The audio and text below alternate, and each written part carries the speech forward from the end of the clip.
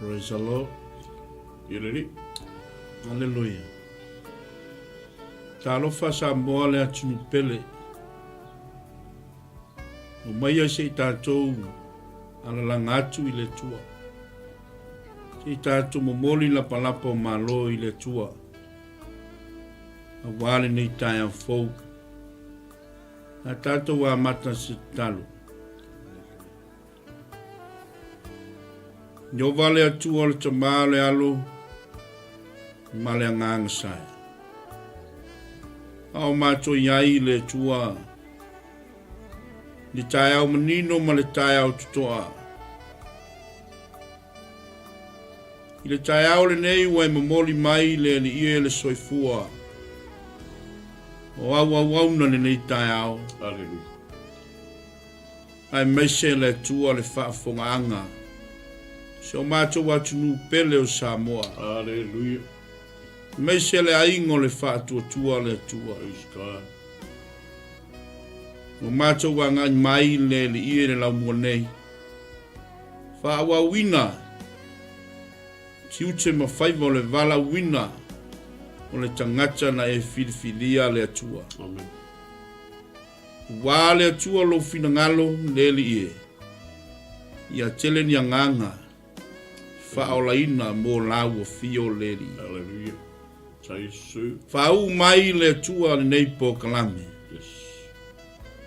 Whangangana foi le atua le ngutu au. Amen. I le nei Taeao fou le matou tu. Matou whaafitai le ie. I lau o fio I le ola ma le malos. Whaamanuia lau o fio. I 𝚟𝚒𝚎𝚅 ma lava sino le nei aso le ie. Amen. O matou tu vai mai le ie. Le aso muli le nei vai aso le matou tu. Amen. Ia wa munanga I ato oe le tu. Yes, Lord. A o le nei aso le ie. E la ngona I o matou tino le tu. Se o matou watu nu pele o Samoa. Hallelujah. Fata atu I lau fio le tua. A o fea ngai le tua ma le whainga whiwhiringa. You ready? Mo loa aso, mo loa taimi le tua. Yes, Lord. Tui na atu I lau fio le rie. I se Malū. E tofi mai e lau fio le tua. Amen. Le rio le alava le Malū. La e tu tofi le tua. Ma tau talia ma le nganga whaafitai. Ia maua le nganga o le fifi le mūlo ma tau tua. Ia maua le nganga o le saolotonga le tua. Le li e wa matou wala awatu. Amen. O lo matou whaasino manga. O lo matou tofi le tua. Na e 𝚜𝚜𝚜𝚎 le tua. Tama ia wha malu o wa awalofa. Hallelujah. I lunga ia Samoa le lie. Yes, Lord. Thank you, Jesus. Se ianga le leilo matou utua. Hallelujah. Kawa ila tau le mamalu o lawo fio le lie. Sausawina le tua I le mana o lo toto. Matou wala au le nganga pa I o lawo fio.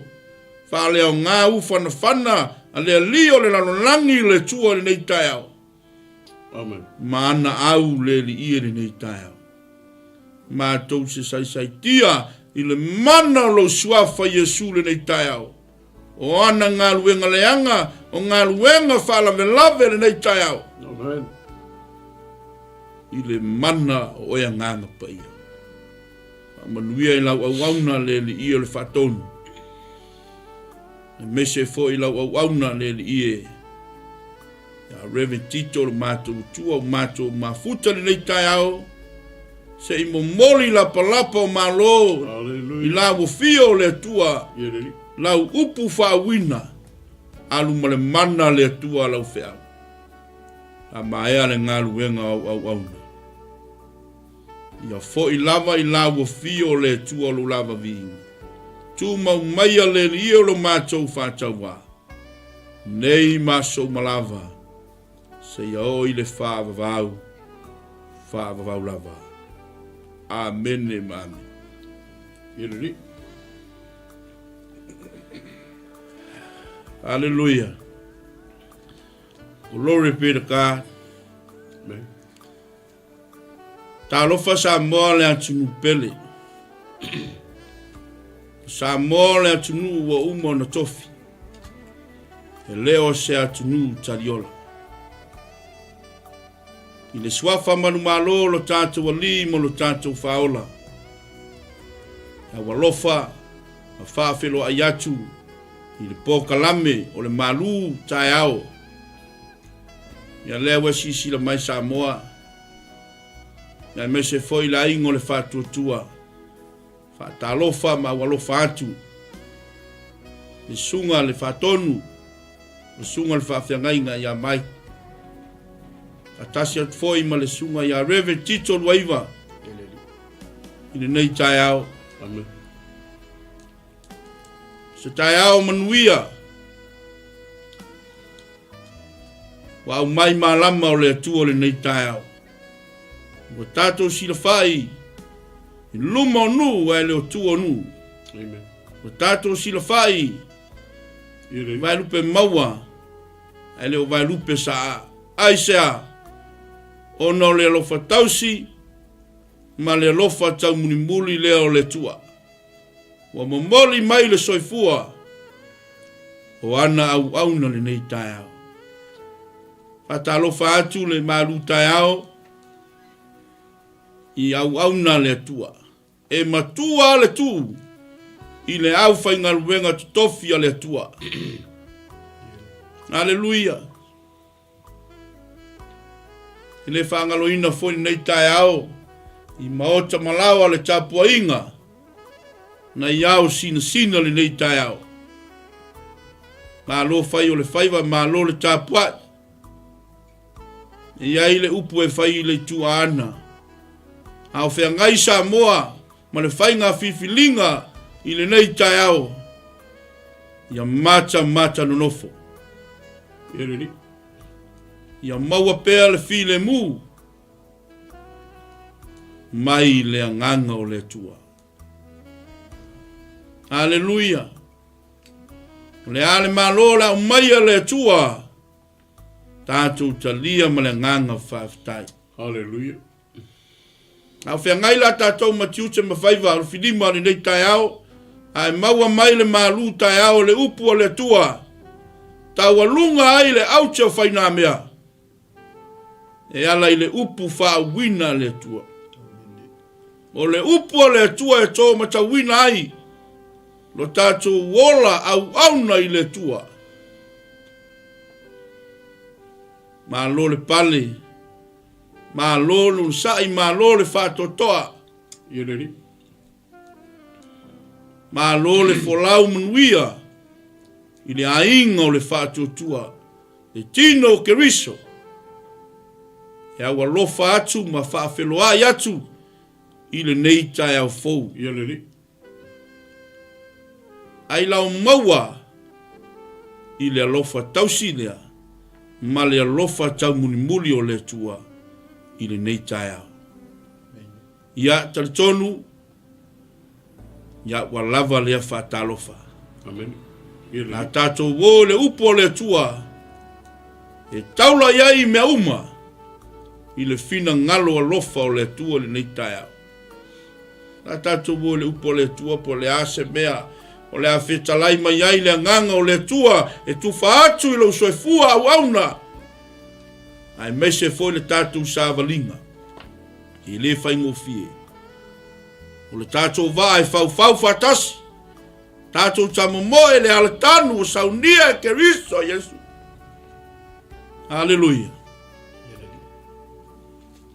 A tātou wō le tātou tusi whaitau. Amene. Tātou tusi whaitau. Tusi a Paulo le kalesia I Efeso. Lona matau pe wha. Vai upe tolu sumatasi ma le tolu sumalua. Ia ma le tusi a Paulo foi. E pelu ta upe sumalua. Vai upe sifuru lima. Aleluia. O fea la se vaenga. E te maua mai ai le tato upu whaamalosi le nei Taeao po le Malū Taeao. Talia le upu a le atua. Amen. Amen. Ia lei. O le upu a le atua. O lo iei le mana. O le upu a le atua. O lo iei le tali o whaafitauli. O le upu a le atua. Lo iai le tali o manaonga. O le upu a le atua. Fai mai le tala le tuspa ia. O lo iai le wha unga mana. Le wha unga mana le upu a le atua. Fai mai le tala le tuspa ia. E ngausia ai se amo. Ai si tia se avenga. Aleluia. A fai le aluatu le upu a le atua le nei Taeao le Malū Taeao. Ai ai se mea. Le soifuanga lo tato wolai. Ave ma o ele upu o le tua. Amen. Ia lei. O le upu o le tua. Na te ua le soifua ma le olango le tangata. O le manaonga Yesu ina na upu. Ia fua mai. A ola nga fua tatou. O na tangala i o le tua teu tatou. Amen. A tatou wole tatou tusi faitau. A mole se tatou faitau tatou tusi faitau. E feso nai wha. E upe tolu sumatasi. Ma le tolu sumalua. E tatou faitau. Ia te ama o tau upu whawhiwhiu malau. Ma le toa, ma le ita, ma le tele. Ma le upu leanga, a toa ma le loto leanga o malapa. A ia o tau whianga le ia. Ia whi muti wale ha ilo o tau alofa. Ia whi wha mangaloa i o tau, wha peo le wha mangaloina o tau le tua i a kewisu. Amen. E toi whai tau wha mole, Reverend Pastor Tito, Lueva. Ia te ama o tau upu whawhiwhiu malapa. Ma le lotoa, ma le ita, ma le leo tele, ma le upu leanga. A toa ma le loto leanga o malapa. A ia o tau whianga le ia. Ia whi muti wale ha ilo o tau alofa. Ia whi wha mangaloa i o tau. Wha peo na wha mangaloina o tau e le tua i a kewiso. Amen. Ia lei. Whamanuia mai le tua i ala le whaita wina. O lana fionga le nei Taeao. O le upu o le tua o le suli o tato vai, ma le malamalama i o tato wala. Ia lei. Le upu o le tua na te whaatonu whalawina. Lo tato soifua o tato wala. O le la tama whai a tuwha atu ia te oe, le a fionga le tua. Amen. E whaolinga mai le nei Taeao, o lo tusi mai Paulo le kalesia i Efeso, i mea e tatau na ola i le kalesia, ma le mea tatau na le kaunga ola i le kalesia. Amen. Amen. Amen. Ia lei. O mea le kusi mai ala poskolo Paulo, i le kalesia i Efeso. Efeso ke mangao ia ke o kou, ave ese mea ia le kakaunga ola i au tau. Aleluia. Amen. Amen. Nango le kalesia le tua. Amen. Fai mai rau tū le Taeao nei. Ia loto wha mangalo. Amen. Ia loto wha mangalo. E whai a singa makaukia o le mea le taranoa mai Paulo. I le kalesia i Efeso. E le tatau na ola i le kalesia. Amen. Ia lei. Praise the Lord. Le ngatala le kalesia so o se mafutanga. Amen. Aleluia. A tu se si tu le mea reta la noa mai le apostolo Paulo. Mea ta o le loto le whamangalo. Bitterness. Aleluia.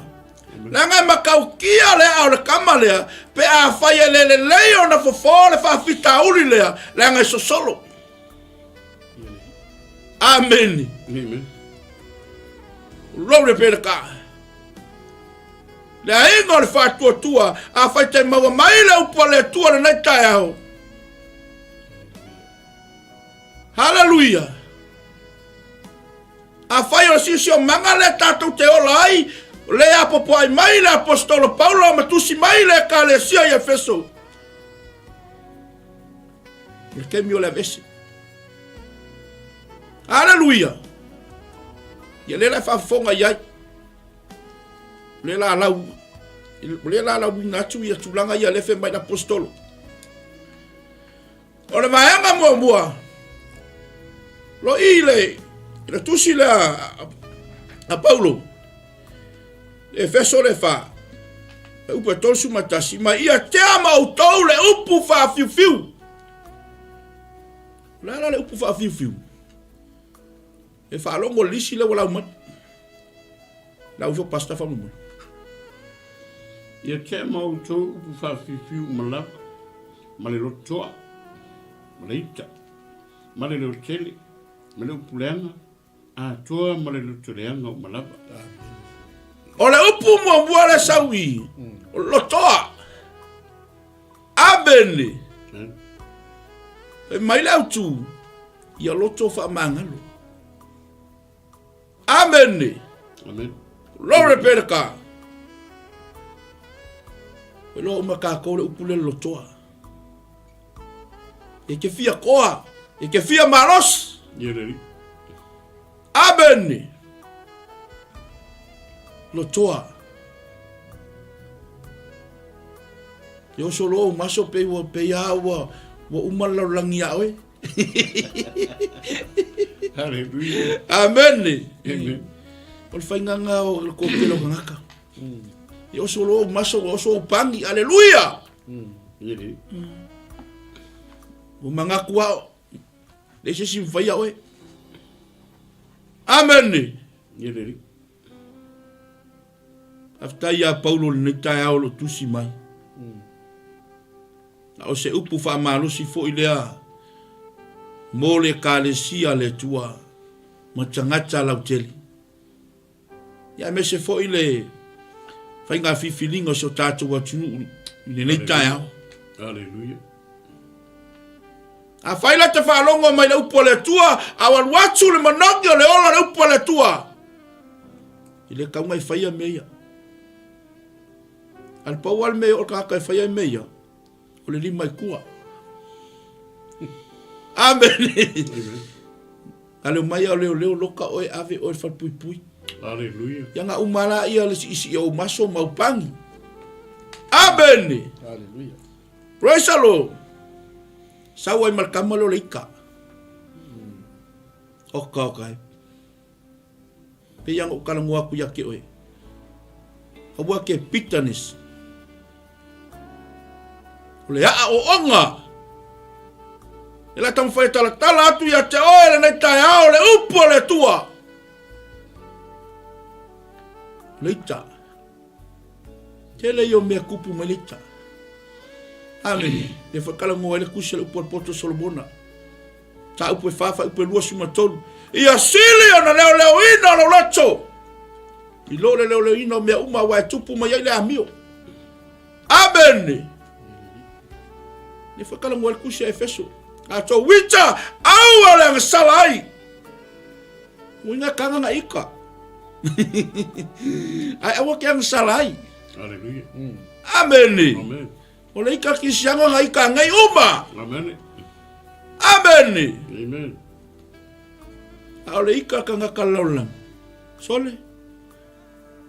E umale nge kausanga, alua kumalela kausanga, alua kumalela kausanga. Amen. Hallelujah. Praise the Lord. Ole ika ki siangu. Anga ika ngi umangi. Awa ngai ngalo sa moe lau whafonga anga malaingo le whatuatua e tūla whono le ita. Ma whakula whongo e le kureika. Ngal kula whongo ngā whemainga. E mai le tua aua nei ngoto le la. Amen. We ika pea. Nongo winga la wha peo soi whale la kai ao ma ngoko ifo ilo tūranga. Anga e kumawa la wika. Ia we anga sala. Hallelujah. Praise the Lord. Amen. Mea ngai maa ngai ele upo le tua. A mata mea le upo le tua. I whi au mangaluenga. Amen. Mea ngai inga whai aku au ngaluenga. I manguia au ngaluenga. Hallelujah. Amen. Praise the Lord. Leo tele. Kasi le upu. Leo tele. Ika kele fi mai mo le tua. Amen. Ele loa I whawhenga inga ele pe mau e fwoi lau. Mea leo kele iskai. Nga ika. Ma sofa uma mea lo wainga. Hallelujah. Amen. Sole. Pea ka ika ele sau kongol kuspa ia la kai miso ka kele I whaora inga sole. Mengi leo kele sole. Ale sau umai kongol kuspa ia sole. Te ika la le kinga. E mo ia la kinga pe kau maru. Funga leo kinga. Hallelujah. Ai kalo la kama. Soli. Kau kia soli. Wa ai male lepe meu. Nganga o ngama. Nganga o ngama ya. Wala ishe mea ai. Hallelujah. Zonga fai solo si fafinga makamaiki. Amen. Holy. Fa fekai le tua na upa. Lore perka. Bira le lokele. Mai mo foi mon meu kaka o nga solo. Hallelujah. Ba omo ngika ya ka vale. Amen. Praise the Lord. Ka ilo e wali e sunga fa fenga ngi. Ale ko lo we ka ko ya ile me le lokele. Sole awa le lokele sole. E ngala ko ngalo lokele la le. Le pese ko kako ile upole ku. Amen. Ole avaku le leo e via ai le tua. A ko ngalo le kele wenga le fale le e se ngalo wenga le se me fai ala ma sofa uma mea. Praise the Lord. Amen. Le wa fa fonga mai la ingo le tua amu ia oe. Mo ku fa ku la fianga le tua ya choe. Alwa kul Malū kai au hallelujah. Ya fai au ngaluenga ke whaalonga kua susua wivi. Aisea, langa le upua le tua. Amen. Ke lo we ai maua le fia o le kua, hallelujah. Praise the Lord. Ke whaalonga kua e fai au ngaluenga.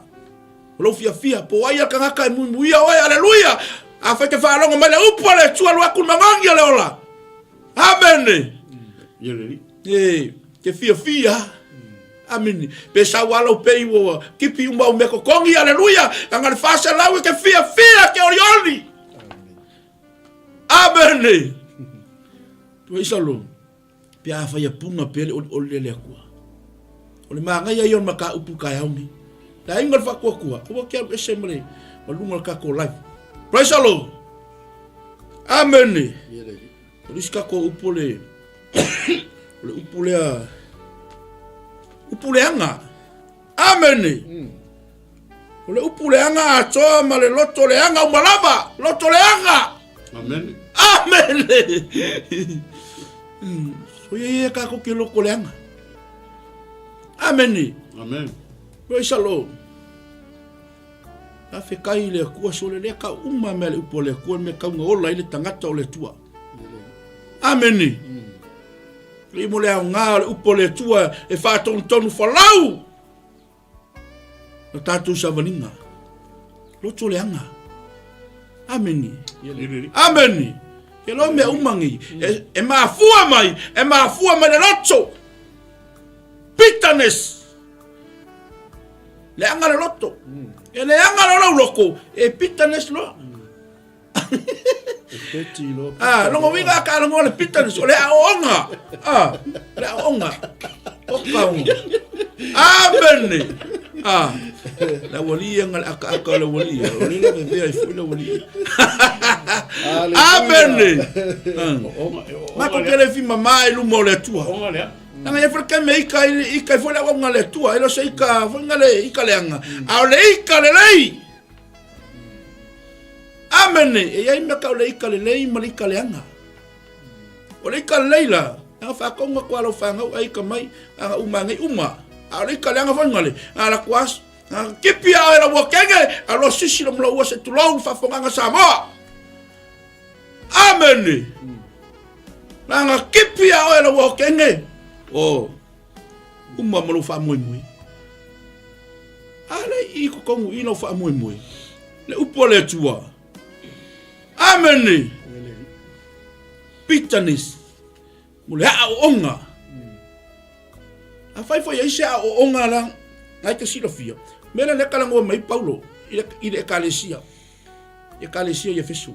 Awana yai se a ona lea. I to tonu le ekalesia. Ele ngakala ko kongo le ekalesia. O mafutanga. So se mafukanga. Amen. Glory be to God. Yeleli. Bitterness. Le a onga. La kaka fa fonga le mea. Le kalangoa me apostolo Paulo. Mo ta wole a onga le bitterness. Ke no le mesa o kamalea. O la le kelo le mesa o me. Ma salo ai mo lo roko. Ke le mea o mai awe. O so ma so salonga. Ka ule ese kal kongunga ya ke oe. Wa amaka nga fefeke o kau au. Amen. Pe afai e ia ke oele mele o le pita ni se le onga. Hallelujah. Ai fa mawalunga. Praise the Lord. Kasi nga onga. Hallelujah. Amen. La ingal fa tua fa e fa fonga mai. Ile upo le tua. Ile kaunga maua le ainga o le tua le mele. Le a onga. Yeleli. E manga umia le kwa se ia se le a onga le. Le ngai le kalesia, le ngai le mafutanga ainga, le ngai le va lo uso, le ngai le va lo tua fafine, le ngai le va oe mo tangata. Bitterness. Amen. Le a onga le manga o le tua se esi. Hallelujah. Ia ave se ina le ale. Fa fenga ave se ina le ale, le kalango me la apostolo Paulo. Amen. Alu ese mai ai. Ul fai ngofia ia. Alu ese mai ai. La kamu fai fa makala ku ki osiaka. Inga ia malama lama atiri tatou le upo le tua. Le upo le o le bitterness po le a onga. Kele yo me mau mai ai. Ni kai fa longo lisi la wangi. E la vea ile lisi nga. Lo le loto fa mangalo. Amen. Kasi nga mea. Lo le loto fa mangalo. Po le arka nga kai fai au kala. Amen. Ie fa mangalo. Loto fa mawalunga. Loto fa mawalunga. Praise the Lord. Amen. E ma wai foi ma le melo le faso kangaka. Ya fai ai le a onga le. Amen. Praise the Lord.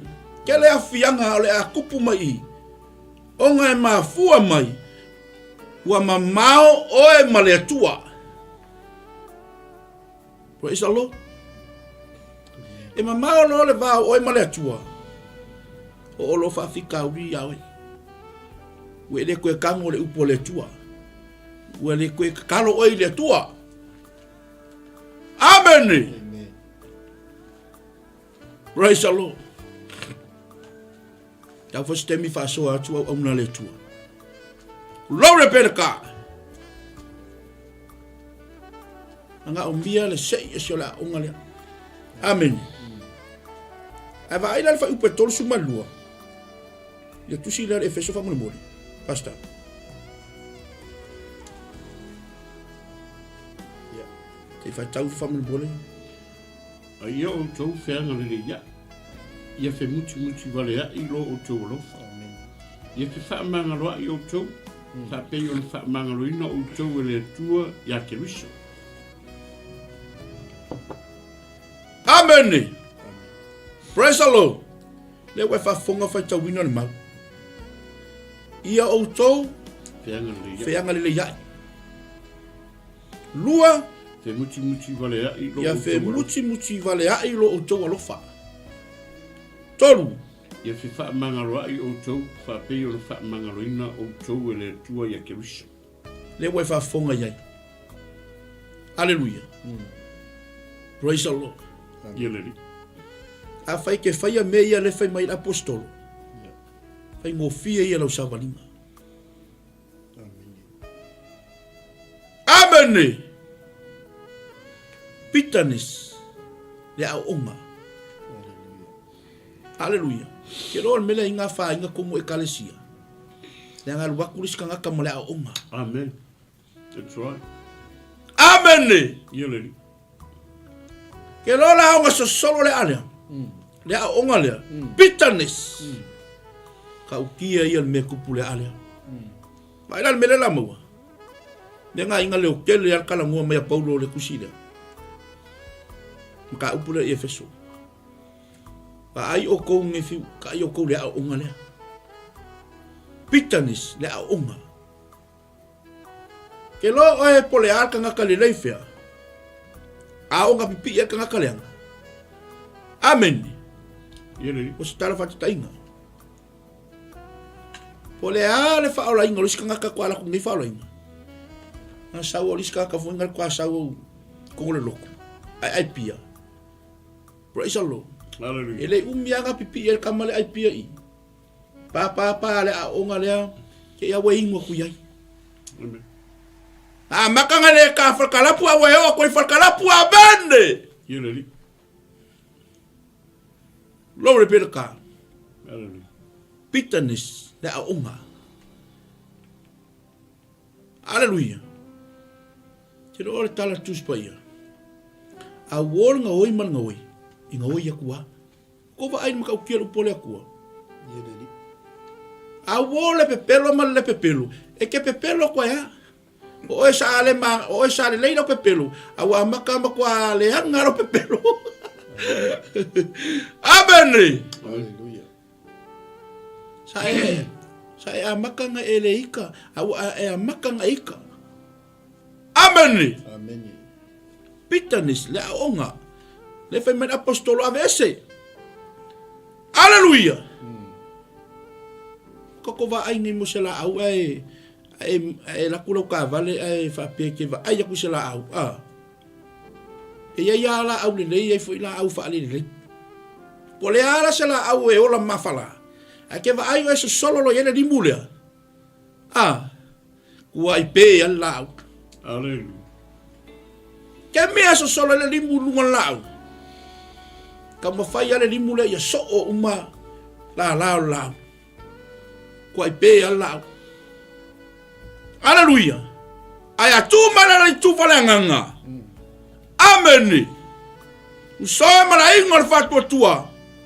Le fatanga o le kuang lu fea i mastangata. Awe e mana mai. A fai o kanga ka ipia ele fa kanga ele ku no fe ai mas kanga ipia. Amen. Ai ave ile upu le tua, ave ile upu fa marosi. Amen. Bitterness la onga. Anga o mia le ave la onga la. Hallelujah. Hallelujah. E o ai ma so salonga le loto. Ke la oi. Aonga inga tama a inga oi. Se tulo. Ma maua mea. Hallelujah. Tama a inga lau tangata. Wa vele o ma mea la fete ina oi. Hallelujah. Ika kaulanga e maua lo walofa idisi uso. Amen. Tama le kupul kamini. Tama a inga lo oi. Amaka longa e ai mo lalo iskanga. Amen. Kele me wo o mai awe. Weva ai mo walalo i lo uso. Weva ai mo walalo lo tu fine. Hallelujah.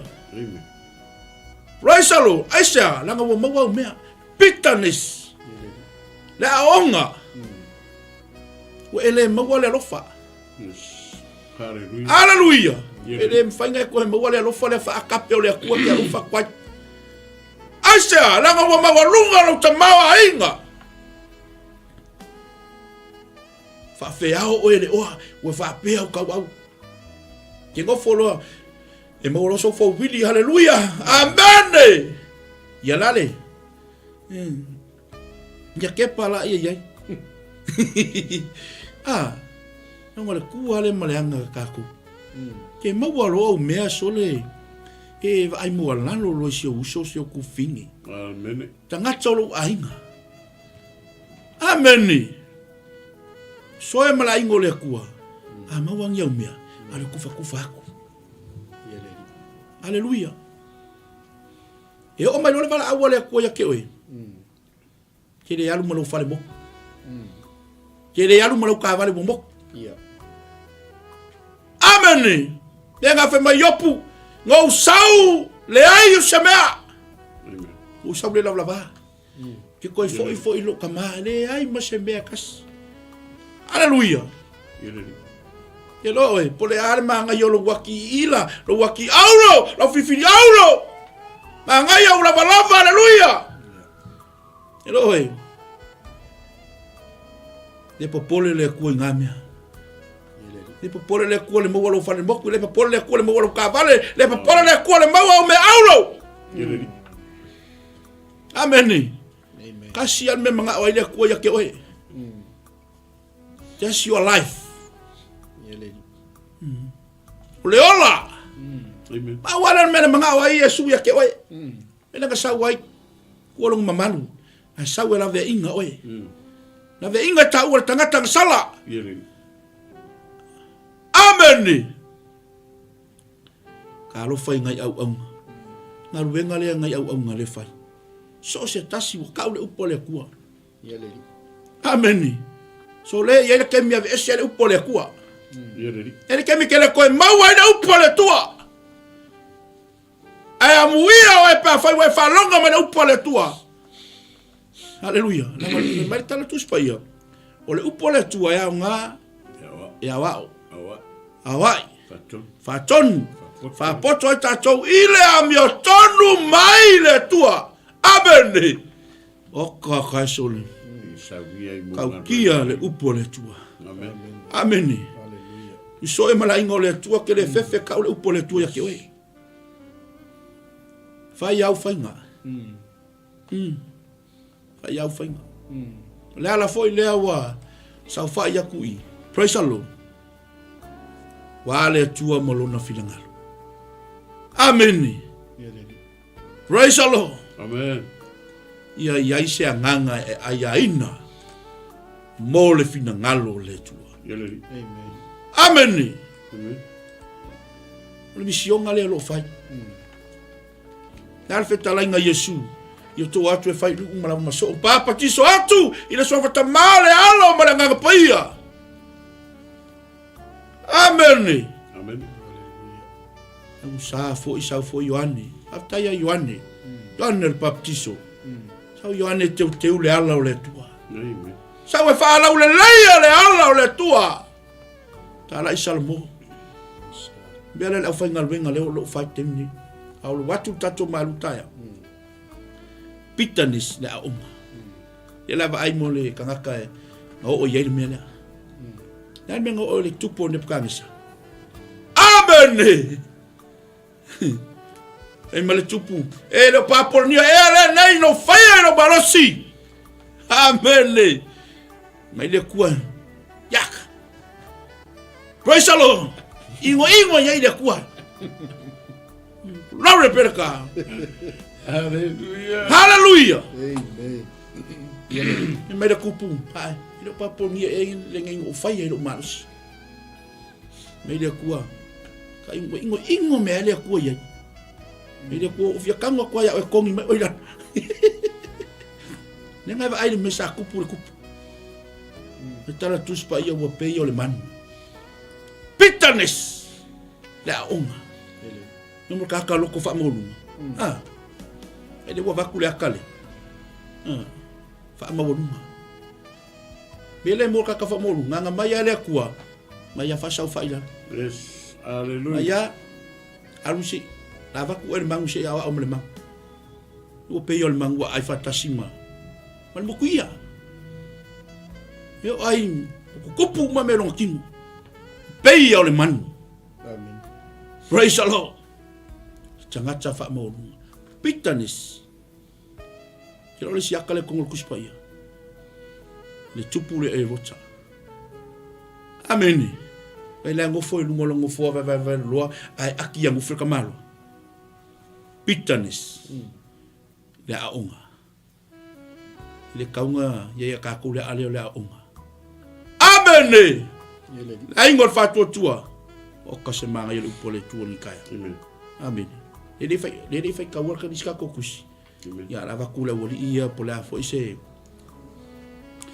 upu fo ye fala utele ai ile mata upu ni Taeao hallelujah au na le tua lo mato se tolu watu ni Taeao ya tu watu lo suma amen ya fo se upu wa falia ile lo tolu ni Taeao ala so so ni mayo le nganga pa ia fala utele tato Amen. tato ta upu ni Taeao hallelujah Sa no la sunga le ka fenga tito. Yeah. Yele tua ni Taeao. O te mna tua le wa matango fie na waram ta upu ya. O fo yo le atoa ngam ta upu le wa. Tatano ye sunga fenga. A o alu le faswa ni Taeao. Ai ele mo fu so o to file mu ni Taeao. Moni le fa fonga le tua sa mo. Se le moni ma fa ma oni o le fionga le tua. Yele li. O le tau pu fo ile anga. O awele I pere I loalem. Mai ele e so mana tu o le tau pu le tala nom fa so I ni Taeao. A no sa mo la wala sa fa tau nu pala wa. amen E fa tai lo to ile tu la ngol vai so a kolingi. Mai la vai la sa se yo o mai la sonni. Ele I file mu lo to. A o alu la ta upu Taeao ni. Ala ka un fai ana tu e ngai pu mai lo to Taeao ngi po ke kala ngoa I po ke le kala ngoa. Ala ke fisili ana lo to le tu pe mo fai mo kala ngoa mo fa so ai. La nga ka kia ke le ka upu la. Yele li. O apo. I lo sunga teni. O salamo ta vita. O fai tau salamo le ka vika. Mo ko mo fole mo ko ma fa ya. Yeah. Ano su e ma ka o fai ka ke su e lo tu se ka o lo. O kan ya le fai ka salamo le ta vita. Ni mai va.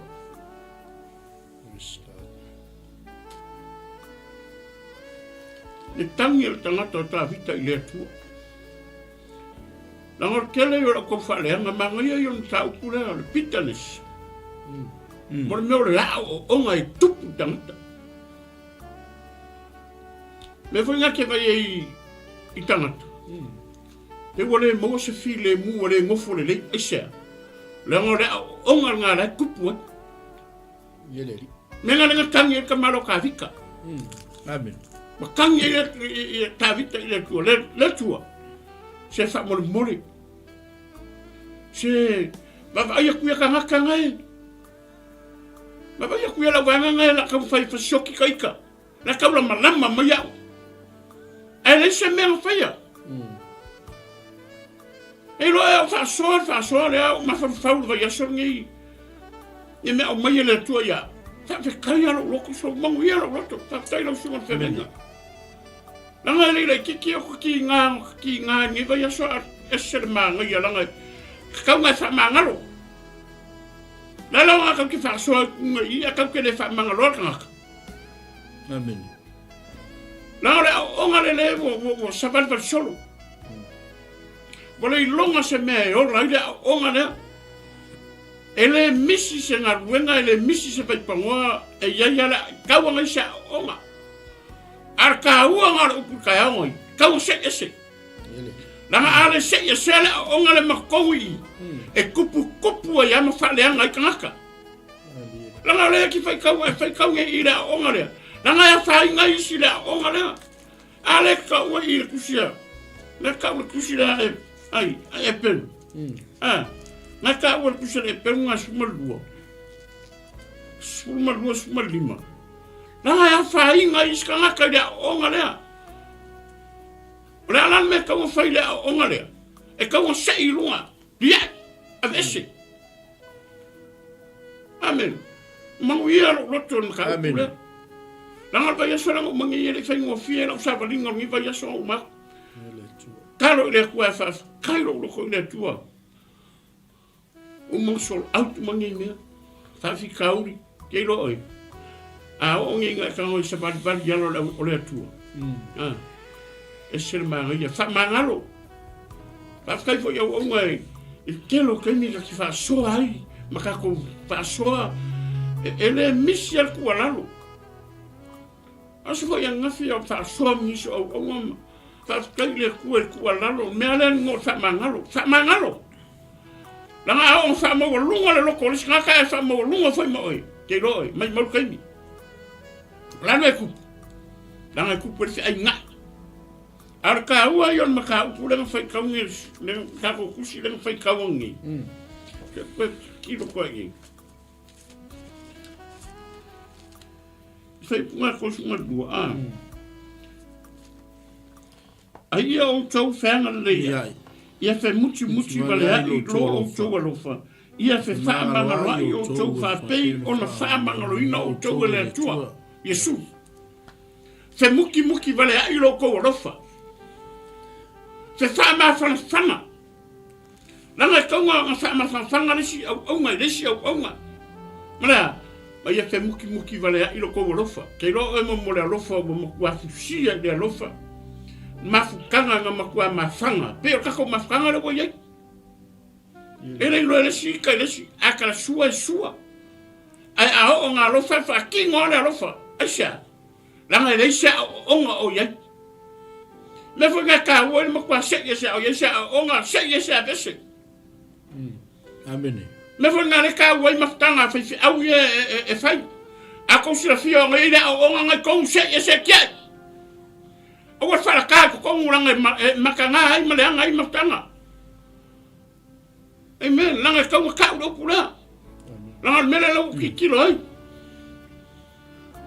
langa manga ye fo kulowa langa ya la onga le ferro wa yo langa ke lo le ya langa mele fa yo le ngale alu ka fa pisia ku le fa pisia ko le fa pisia ko ma ke ya le fa le ko ngoi fo le sia wonga ai lo onga ia onga le ferro wa o ma ka ki yo fa ngale onga le ar mele manga o kuspaia manga mia esse ala ka ko ngalo fa ka ko fa mangalo a ka se esse o le fai o le meu tomo le tua o le nga le kalio me uma o ka ko ke musu e fai o foi ka ko ke musu e ka ye a fa yo nga ke si le fio nga se o nga kupu ko nga ka ngo ye mo se esse o ke musu e fai ye nga fa pe o le ala o nga le e lo se o nga foi lo se la au o se a lo ka ko mal ka ko ke siano de mingole o nga oi awala mai ele se o nga mo fa sa o nga kupu a su se o nga la au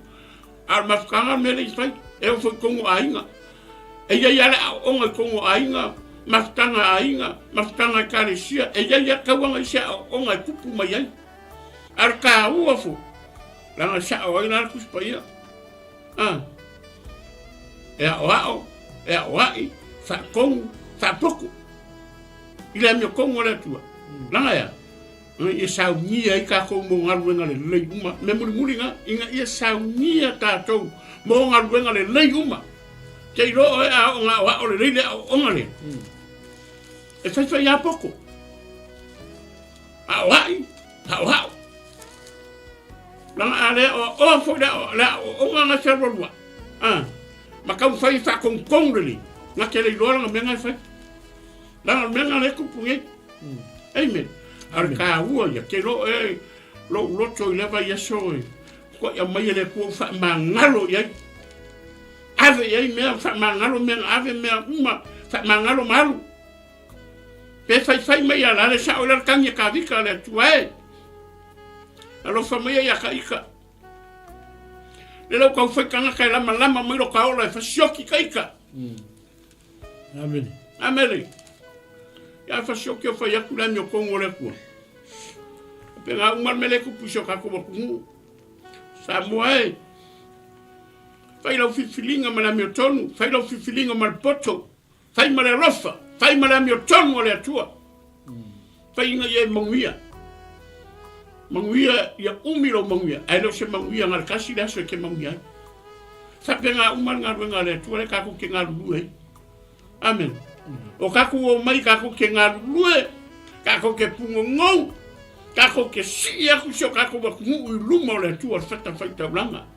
O le aso ma le aso uma. Tangi le akua. Amen.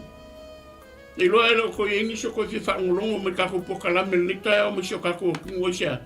Wanga o le paloka lava mera iai. Ai le ma whai ai. O ngaku ua ilo mako kiu ke whai. E taku pere upo le akua. Ma fola pere upo le akua. Pe te fia whaalongo, pe te le fia whaalongo. E alu ale upo le atua. Ai sea.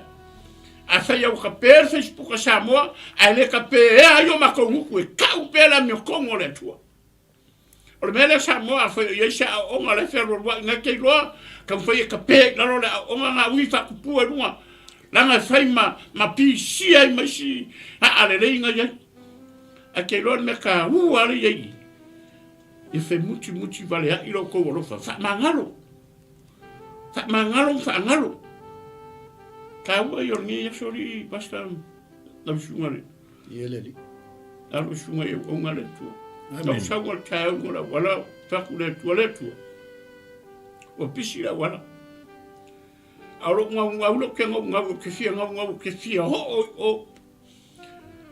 Se yo mafuka ku yo ngare tua.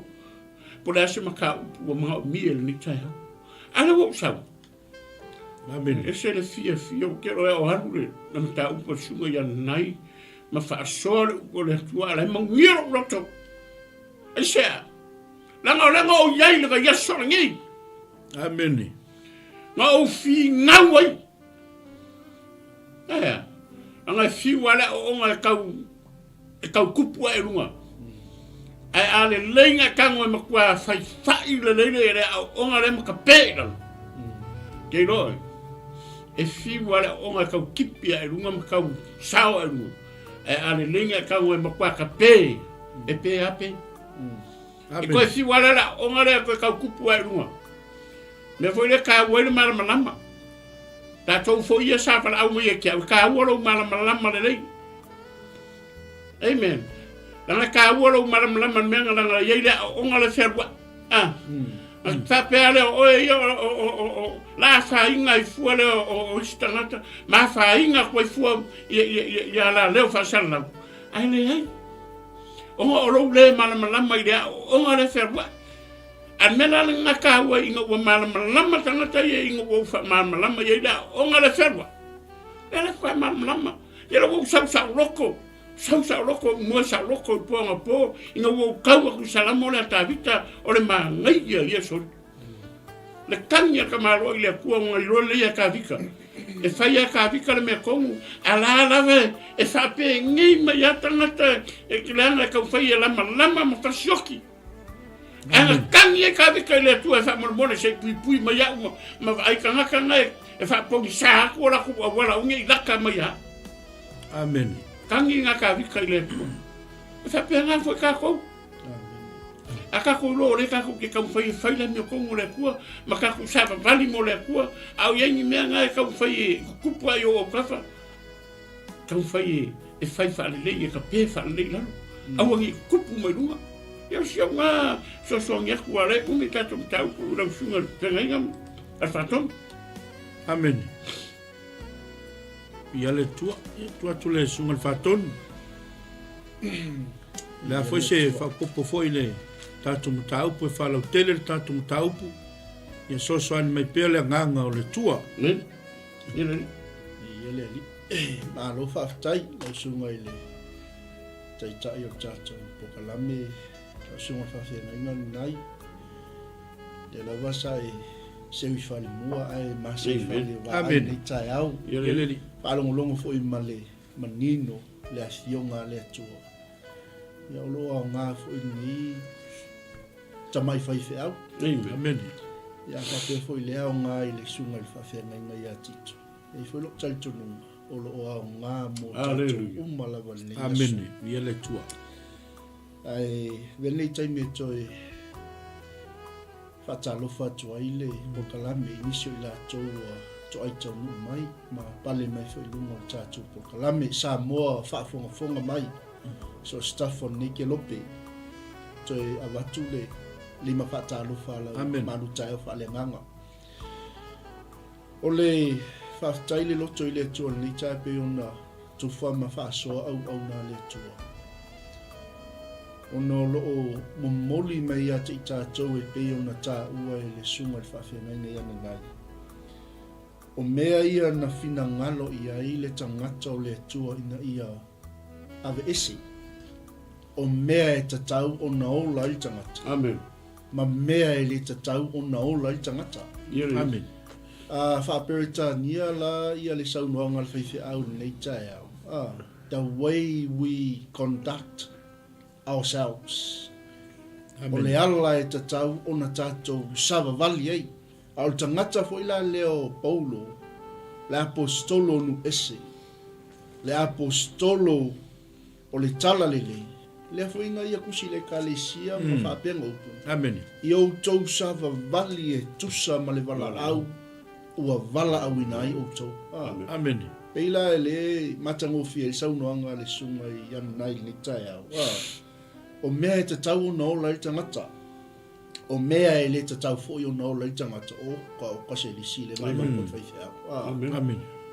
Tau tia, le teli, le anga e tupu mai e la le a ona le asa a watu mawha fo i ni Taeao. Ingo le a le kaumose. Amen. Wa le se ia le a le a tito ma lau sumana nai. Mauro. Fai maila i o le tala le thionga le tua. E a wha ina i tangata i tote. E whai ma wha soi sa. Amen. Ia. E le pea ngā sau ngō le sunga iana. E le kauke le thia pa ia. Amen. Tātou umalava, e o umalava ia te i tātou leita. E o umalava ia te i tātou le loto le anga. E o umalava ia te i tātou le lotoa. Amen. E o umalava ia te i tātou. Opu whawhiu. Ai o le whamanatu o le tātou Malū Taeao Faaleagaga nia. Amen. O wawai tātou tusi nai, pe whulau sunga tito Taeao ni. Leanga o le laua lunga leo le finangalo o le apostolo le kalesia i Efeso. Ina ia sava vali le kalesia. O ila tō tangata wa mātutua i. Amen. Ina ia le toe tamani ne i la tō. Amen. Lua, o le nau ta inga le apostolo. Ina ia tō ese le tangata tua. A ia wha ofuina i la tau le tangata fō. Whai mai la ia. O le tangata e fō linga i le atua. E whai a le ami o tonu o le atua. Ma le ami o le lei e wha mauna. Amen. Yele. Nongo winga la a wha pia le whai a tātou le lisi le ngā wato le sunga i anu mai. Amen. A fui la le o se upo a tātou. Whai mai la i o tala la fionga le atua. Nongo winga o le ae tamani ni i tātou pā. Amen. O le ae mosi whai whia.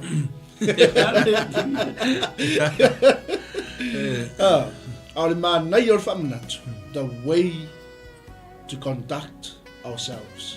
O le ala e te taun tātou wolai. O mea e te taun awais. Ma mea e te taun tātou wolai. E moni whamaun. Amen. E o le ita. Amen. E a whapea ua ngoto wha se furu le langa i kālis karaka. Inga la lai mosia, lai tamani ni ia. Tamani mea. Iyo, langa upu ia la apostolo. Ina ia le toi tamani ni i tātou. O lo o fe lafo ina, e pe au, ma whea vea ina i matangi malawa. Amen. O mata upu e vai e. Amen. Kamangi. Pepelo. Amen. Matangi malava mta upu i pepelo tangata. E vai, tonga fiti leanga. Ua saunia e whaasise ai. Io me ia whai kamalai. Amen. Hallelujah. Ia le li. O le fina ngalo lea. Ono tātou taimi. O le apostol. Ina ia o tangata umalava i le loto ngatas. Loto wha ngalo. Amen. O le ata lea. Fōlinga lea. O le tangata ua matua i le atua. Amen. Ua tumu i le fua o le ua matua. O ai le whai whataitai no Yesu Keriso. Amen. Ia le tu. E pepelo tele le mele fe meo tātou matutua i le. Ai le fua mai o tātou. Yes. Amen. That's right. Amen. Amen. A vai mai Efeso a ia mio wha maoni le alofa. O le tangata e ola i loto wha mangala. Le atangia ai lea. Le amio le lei e wha maoni. Amen. Tangata fau e whaia wa fōlinga i le atua. Le tangata fau wa whaia lea. Le amio tonu o le atua. Bi ia le li. O le tangata la lea. Le whai meltala la apostolo. Ia tutupu i tātou ia te ia i mea uma. O le ulu lava ia. O ia fo'i o le Keriso. Amen. Ia pe o se talatalanga la i titi atu le wale tātou te i o le tātou. Le si tātou tusi mulmuli. Ia e se le mana ia o le whaasoa au auna le atua le Taeao. Amen. Ia maua e tātou le whianga le ia. Ia fe muti vale ai lo tātou o lofa. Ma ia maua le loto fi wha mangalo ai. O i tātou lau le wha mangalo e lo usu. Ma le taulanga na saunia e le Amen. Amen. O tātou maua ai le avanoa. Tātou maua ai wha manuyanga ma manuia o le tua. Amen. Ia. O sunga whawhenga nai o se piyama tu nā le Taeao. Ia le tua. Praise the Lord. Ia. Au whafonga mai foi le na ingol whatu tua. Ia le li.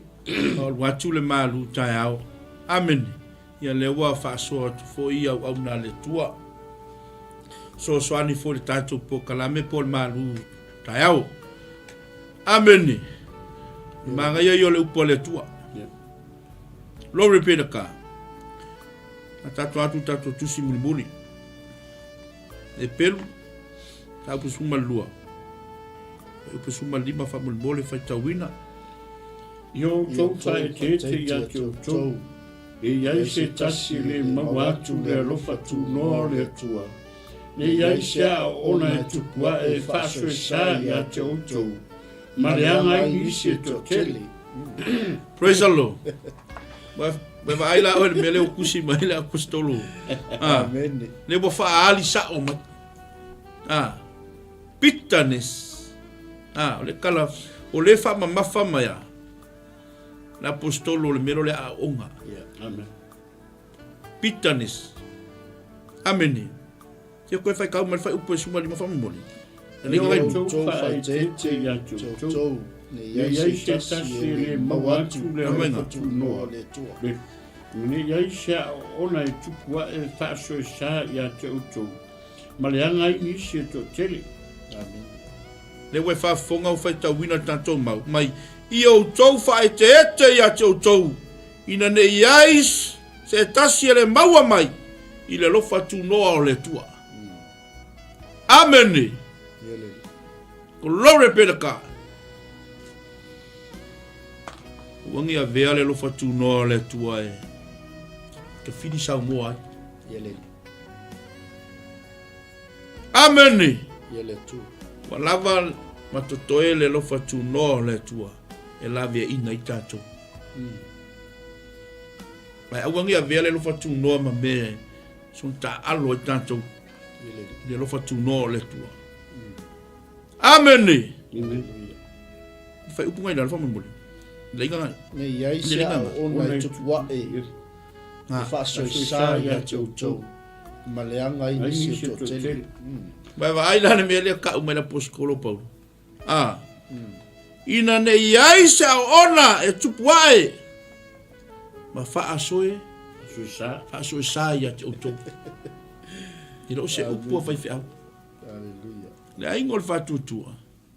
Ai me se foi whaafonga anga so tātua tunu pele o Samoa. Au whea ngai foi ma le tali au maia le tua le nei aso. Leo e whaafonga i le upua le tua. Kau kia i o le upua le tua. Amen. Al fasili. E mai whea lea o unga lea. Te fasili wha oi ake oi. E mai whea lea o unga lea. Bitterness.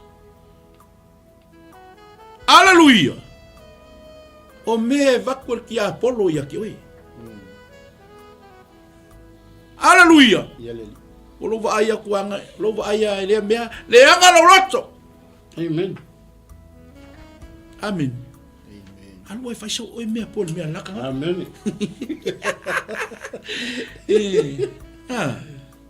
Wale kuwa leo kako. Si vai lo kul me lea lea. Lea. Amen. Love perka. Hallelujah. Bitterness.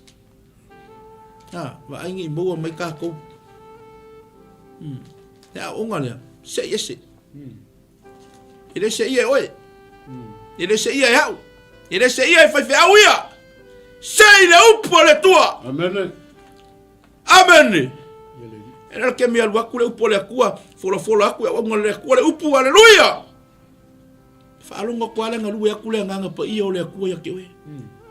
Amen. A kausi isi i ngolo loko era que me ke fa alonga le upo le kua e meltai. Lo loko. Loko ma. Amen. Loko fa sau sili. Fi sili. Amen. Wa onga ia. Ava aila le fe merka la poskolo. Wa aila se solo. Ke lo so solo lo kamaleo. Ya wa fa fonga, mai leanga mai kangaka. Nam tele. Amen. Amen. Ele fa apiko au afa mai le kalangoa le apostolo Paulo. Le tusi mai apostolo Paulo le kalesia. Efeso. Matala noa mai. I tangata o le tua e peru. Le kaunga ola le kalesia le kua. Ele nga le kalesia. Amen. So se maftanga. Kongo aina. Ole ase mafkanga le lefu ingal sole. Nga usawa ole kanga kamale ale. Bitterness. Kamale le nga ako amia ai. Le nga ile va uso. Le nga ile va le tua fine, le tua ngane. Le nga ile va o matua. Amen. Le okele ale upule ale apostolo Paulo Taeao. Bitterness. La onga.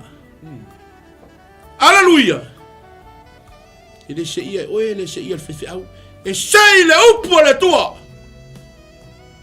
Amen. Te muni. Ile upo le tua.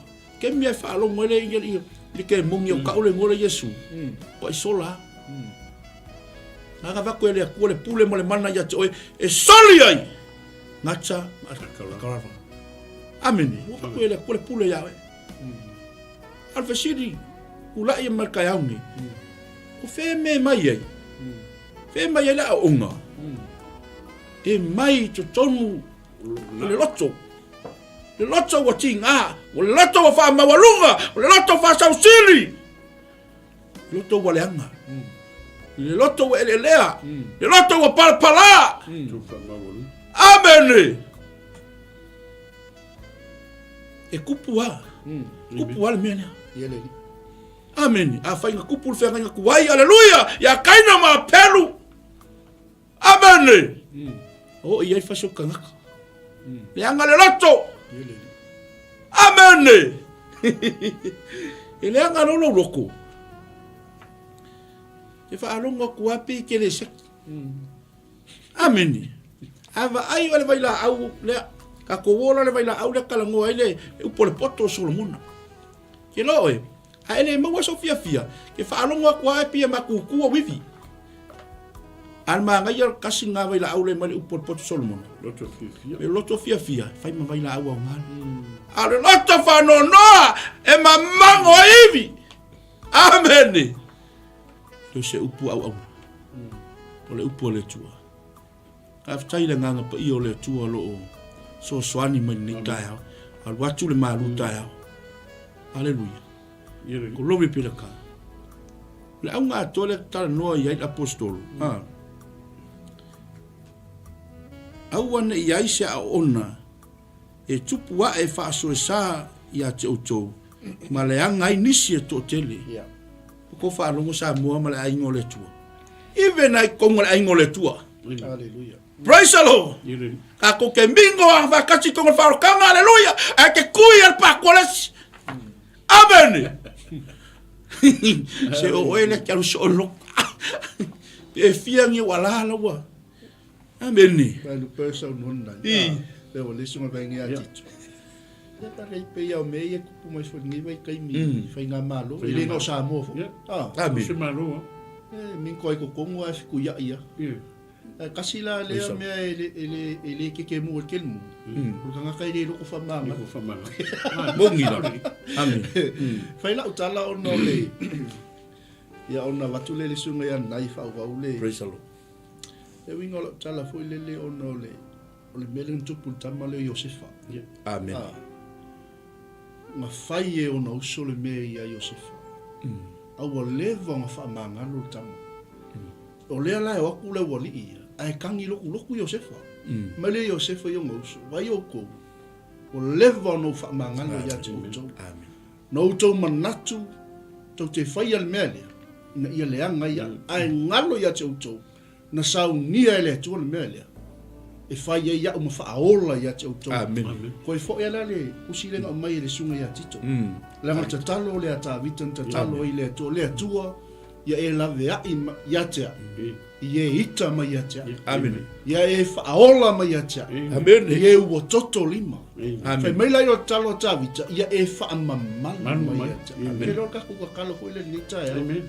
Se i whaamamalu ane le atua. Lungo si o tato watu. Yes. Le anga o le iei lea. Le iei le fiku ia. Le iei lea a ona. Le lava e o ai te tonu e ka le sia tu lou. Amen. Be un whaaso le sunga anai. O le ai le mele o le fiku ia. Wela le anga o le mele o le a ona. Amen. Kai ngangi o tangata o le ita i ananai. Ai awa ai mai o le makisa wa wha ia kuma le sunga i ananai. I o ke awa wa ika i fo ia o. Ika i le sunga ia tito. Whapea ia awangi ke le ala o lo gil poka lame ala wadi ira. E le anga mo le a Ale se no ona. ka ko fai. A wale winga le lo tala o le aku le wadi ia Yosefa me Yosefa. Ta luf sa o lo la ia le usa o na le launga me stadi.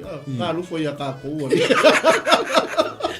Sala mo i no mo le tu. Amen. Mai ta vita ni o to manatu. No to fai ale mele. Amen. Ne ia le anga ia. Amen. Ai wana ngalo ia te oto o le atua na sau ni ale mele. Ina ia fai ia uma whaaola ia te oto Samoa. Le ai e ta amilo le a ona le anga o le au le au mai le au ona le to le asol. Amen. Ai wana ngalo ia te o Samoa. Le o uma ona fa mautu le tu le fai ngamalo. Amen. E fai ma whaaola ia Samoa. Ia au wale si. Le anga i lumo o tātou atunu. Ia peo se le winga nau tala unga o tātou autu. A le loto wha mangalo i tātou. E puna wha nau ale nei meo le a ona. Amen. Le ala whai mele tala tuspa ia. A le wha ai tete i tātou. E le maua i tātou le alofa tu no le tua. Amen. Ia le tu. Tupu mai leo le bea. Whai lam wha soe sa. Pai pe ia lao le. Ia le ri. O le upu le sa e ta uona nai o le e aati, e susolo, e leanga, a whaperitani, ka sel whaperitani e contagious. Amen. Leanga i tangata e toa tele, ia malengang whalolo. Amen. Ia vi ia le tua. Ia o tala whaavatiu atu pea ia au na le tua ma whaaso atu le finangalo le tua i le tatou Malū Taeao. Po whea lava se me te maua mai le upo le tua pe maangava ngaluenga. Ae maua mai le upo le tua. Tono lo whawhai ngaluenga pe ke alunga le shopping center. Amene. Pe ke alfu ke savali ae maua mai le upo le tua. Talia le upo le tua. Amene. Le tele ia o mea le ka umai le fionga le ku. Angai manu le taipu. Le ae olo le fua. Amene. Aftai fo ia ona le tua le la pale fo. Anga ia le upo le tua. Ele unga au kou. O le fo ila unga le upo le tua ia ima tau au auna. Amene. Al fasiri ia ngai kumai. Mai fea taua mamisa. Mai mana o loto. Praise the Lord. E mai I le loto waleanga. Le loto palpala. Amene. Se ke ngofa o ia ma popolo o loko ila. Amene. A fia lungo loko. Ai fa ku ia. Ai fa longa kwa ka usau me ka loko lang. Loko lang rose. Swafa Yesu. Amen. Ah, ke ngofa o ma fe ku swafa Yesu. Amen. Ka usau lunga loko fa sau siri. Swafa Yesu. Rose. Ah, loko lang ma loko le ka mo kuspa ia. Se o le swafa Yesu. E pe se ai me fa pena. Amen. Mai tala tus pa ia mai. Be careful ka ko longo lo fe alwai. Mai tala tus pa ia lo fe alwai pe yo se le ona tang.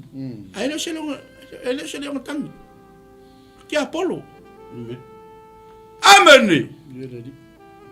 Kama foi le kalinga faila. Amen. Ai ai lo kaval. Ai se kalinga faila ke ua fa sala veia. Fa sala veia fo ia. Swafa Yesu. Amen. Mai ke ala o fa kule upunga. Ki ngai ai u fanga ia le ilo lang. Ma ki ngo ale la osso sa upu fa fo se. Ai ma fa fa fo lai bui. Wa o le tali o le tua. Wa o le fa fini o le tua. Ko kopela ia lo kuruse fo ngale vavea. Amen. Fa manga loe. O le ki a koa. Le mele tala no me apostolo Pau. Ia loto fa manga. Amen. Aua ne ia isao. Ia tato maua le alofa. Amen. Amen. Nama fai ule tato pokala. Tato maua le alofa le tua. Le alofa fa a kape le ole tua. Te alofa ilo uso. Te alofa ilo tu fine. Te alofa ilo ta mamalu tina. Te alofa ile au auna le tua. E lo le alofa le kua Samoa. E le fa piko le alofa le. Pe mativa pe tamau ai. O le tua le fa pito le alofa le tua. Pe tau o loa po le ale tu langa iai. Lo tangata. E le fa pito ale alofa le tua. Pe kela nya kupe pe le fo se kupe o. Pe mau mea o, pe mativa o. Le akua e alofa le tua. Ko e afe o e fa pito le alofa le tua. Amen. Tatou maua le alofa fa akape o le tua. Amen. Awa ke alfua o fai fua kala o lesi. Le fie lesi. A ia fusi tatou. I le fusi o le alofa o le tua. Le alofa fa akape o le tua. Amen. La utu ne yaso. Ia loto fa mangalo. Ia loto fa mangalo. La ingol fa tua. Le tatou Malū na i le nei taia. Amen. Praise the Lord. Ia. Atu le. Ele sunga le whawhengainga. Revetito. Ia, whai utatou se talo. Amen.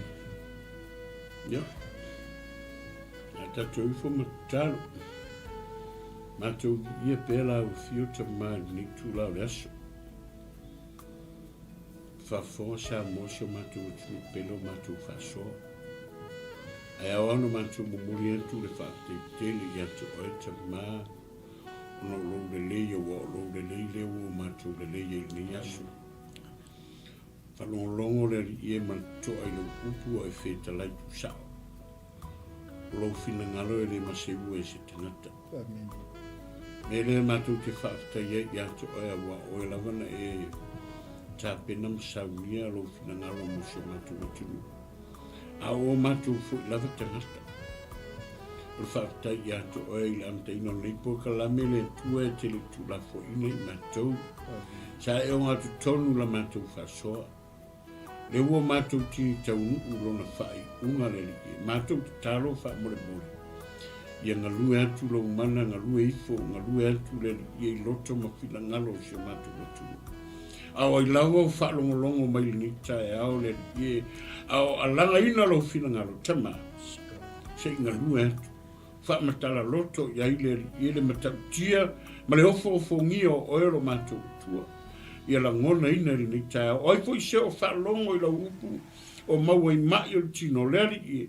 A vera upu se faila au le lei. Ala ilo whaamarolo. O ai fo ia o whaalongo I la upu o mawhatia lo na loto le li ia vea pela upu e ia ina I le ni Taeao. Ma whapea ifo lo na loto ia oe ta mai le ni Taeao. O ai fo I se isi o whaalongo I la upu a o whaipea ia ma ona le li ta mau o mātou talo ia te oe le li ia matuanga lue atu ia I le mana o Yesu Keriso. Ia ia mwhai I le mana o Yesu o na de se ai le me o ona. O lo whai ma whaala ve lave, ma whaale anga I la isi le ia. Mātou talo anga le lei. Whamanuia fuisi o mātou o tunu o Samoa le ia. O mātou nofo mtaptapua I le Taeao le la tau whai ngā whiwhiringa le atua. E le ma whai lava na mātou le momori atu. Pe mātou te whatai nātu I anto oe se o mātou atunu pele o Samoa. I lana whai ngā whiwhiringa I le le aso. Mātou taptapua I le rie. Ma tui nātu I anto e whamole mole. Ngā lue atu. Te soa soani lo mana. E ui lava o umona e whiwhiria le malo e tulai mai. Ala mātou te talo whamole mole tama e iailo while mu. E iailo wane lei. Whamanuia ia Samoa. Whamanuia ia Israelu. Whamanuia ia New Zealand ma le lalolangi a toa le atua. Whamanuia ia auna le rie o tau tāpena mai ma whaasauni mai lungo nei po kalame le rie se taimi o iluma. Ia iailau whaau unga mana le rie. La mātou te talo whamanuia lau auna le rie le whaatonu nei po kalame mai se au auna nei. O la mātou te talo e ala tu swafa o Yesu la mātou wali mo la mātou whaola. Amen. Amen. Ia, whamanuia le tua Samoa, e se la ingon whātua. Ia le ri. God bless all.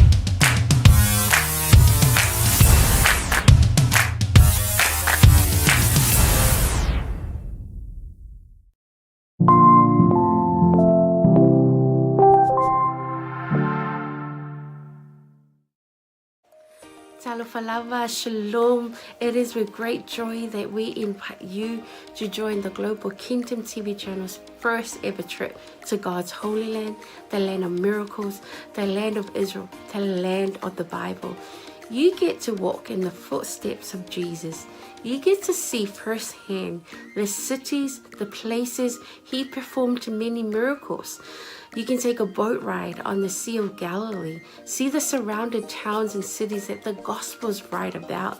You get to see the places that the Old Testament talks about, the places where King David hid from King Saul. You will see the Dead Sea, the lowest place on earth. You get to visit Jerusalem, the eternal capital of Israel. See where Jesus taught the scriptures from the temple. You get to pray at the Western Wall, a remaining of the temple. You will get to see where Jesus was once buried and realize he's no longer here because he has risen and he is alive and he's soon coming back for you and I.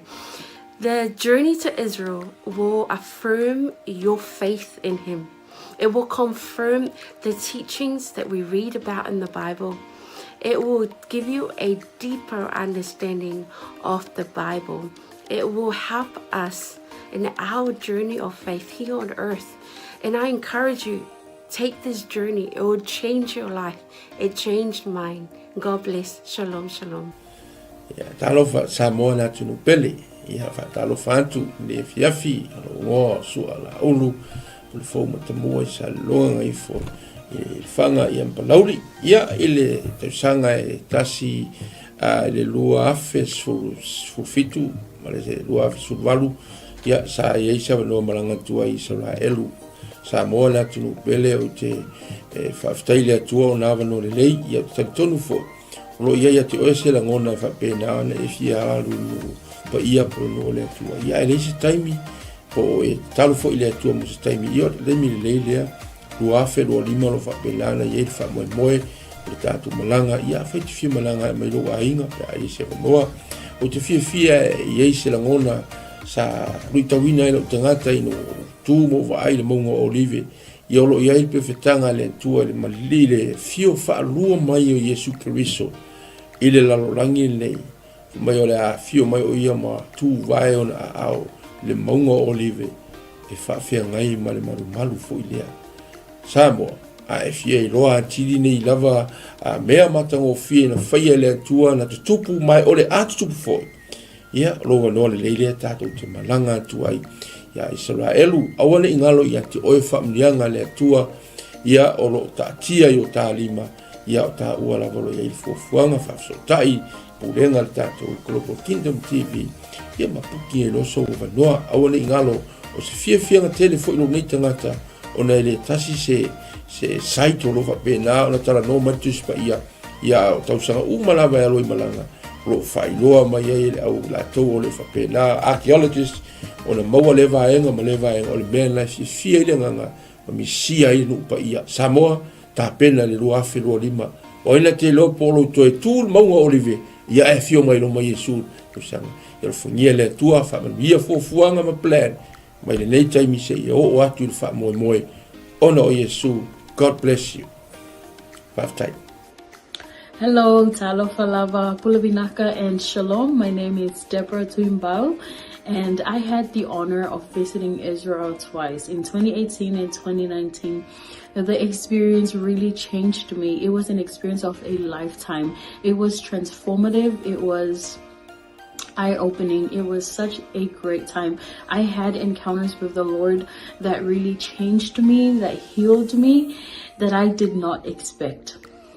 It's one of those experiences that you have to go for yourself, to experience for yourself. So if you are planning or thinking about visiting the land, I encourage you to do so.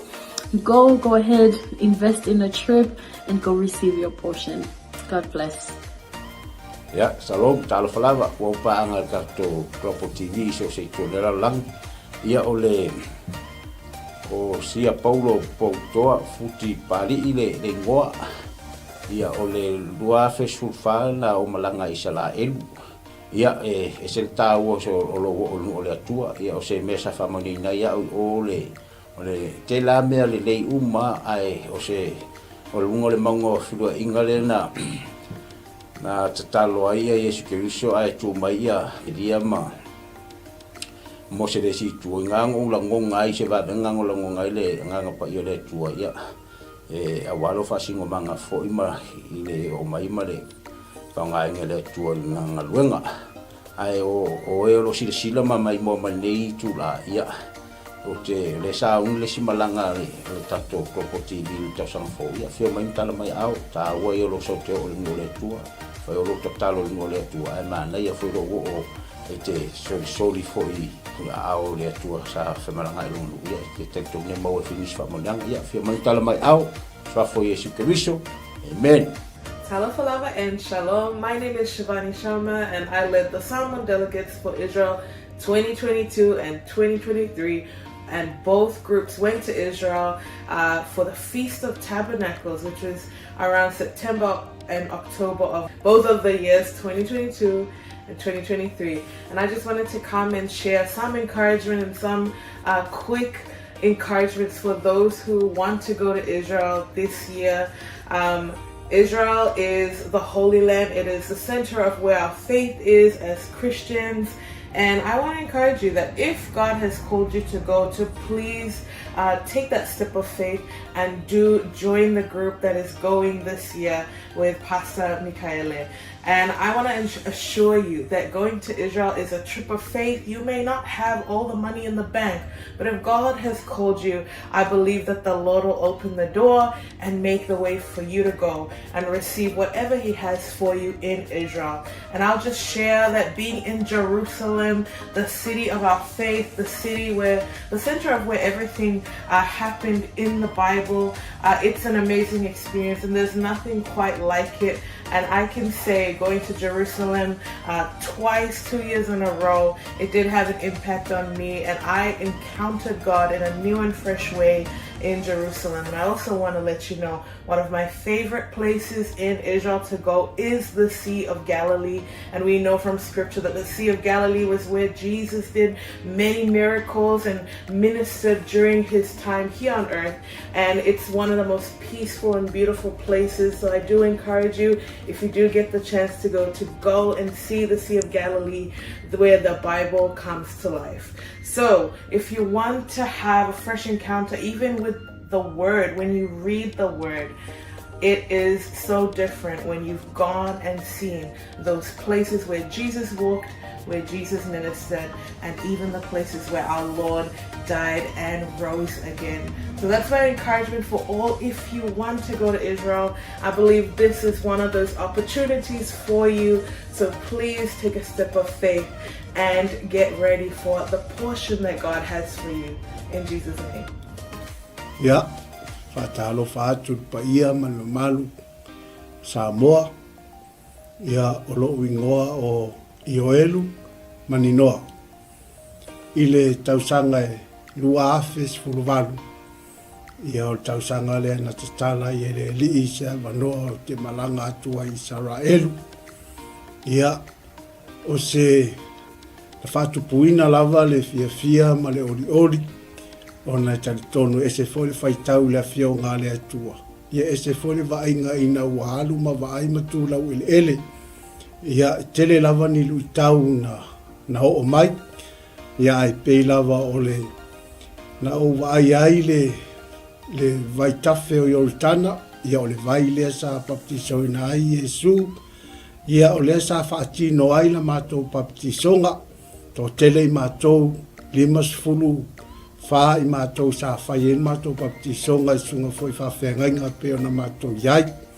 Ia la ngona lava le mamalu o le atua sa whai foi le viinga, ma whai pesenga, ma whai le tautalonga. Ia ona o le anganga whaaftai i le atua, le iawa noa tala mai e le atua. Ia a whai o iaise mo i mitinga, ia te oe te fia malanga le nupa ia. Ia o lo wawa noa le lei lea. Lea ua saunia le Global Kingdom TV. Ia le awa noa. Ia e whai malanga atuai. O no le swafo Yesu. Amen.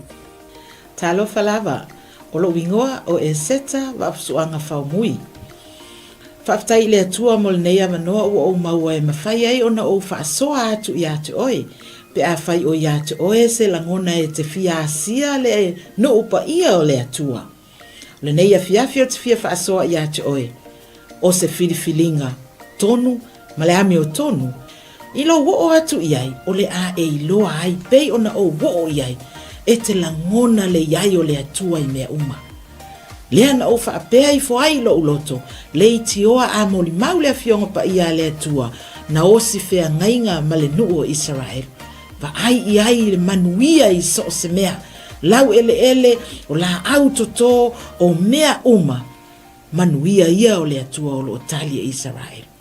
A whaila o ia te oe se nau ta inga e te fiasia, e maua lo wa noa, tātou te toe malanga whaatasi ai ma oe, pe a whai e te fia malanga, i le nei malanga o lo o tāpena nei, ia ona o le suafo Yesu, amene, ma amene.